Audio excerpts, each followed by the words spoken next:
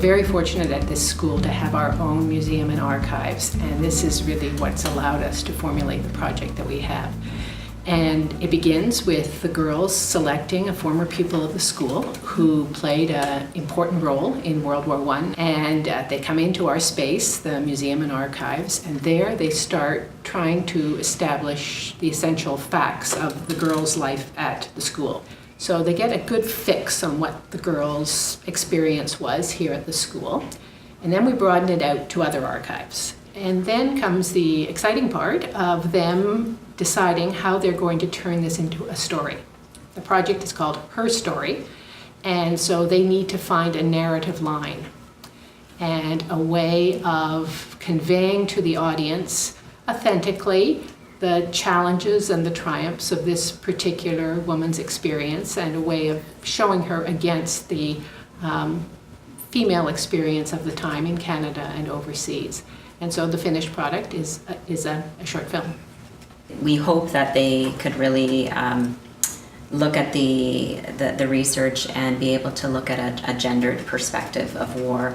It's not typical of the traditional story when we think about the First World War. We hear a lot about the soldiers' experiences, and this really is an opportunity for them to look at the unsung heroes. We have two former students who died during the First World War. One of them has been commemorated for a long time in the chapel with a plaque that was put up. But the other one has only recently had a plaque erected to her in the chapel.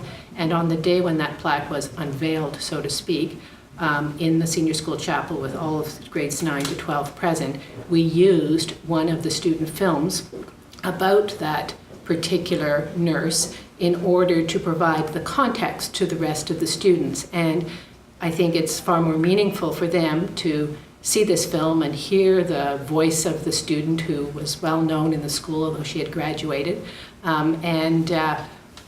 That's a way in which we reach out even to our community at BSS beyond the purview of the world history class.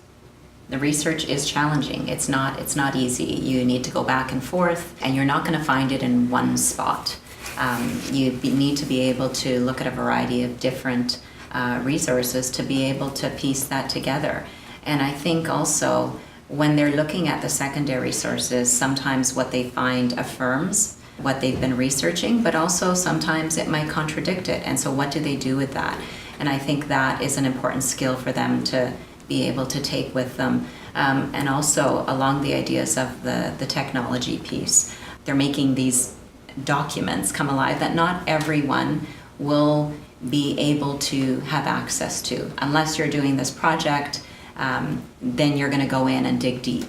And so this is an opportunity for them to bring this also to the wider community, and to teach others about those experiences of women who served, and to tell that story. History matters for everyone. It sets context. You can't really understand the present without really knowing your past, and it shapes our future. We don't know where we're going unless we know where we have come from. I think a student who is not exposed to Canadian history is adrift. So for me, it's almost an obvious statement. Why would you not want to teach Canadian history and to learn Canadian history?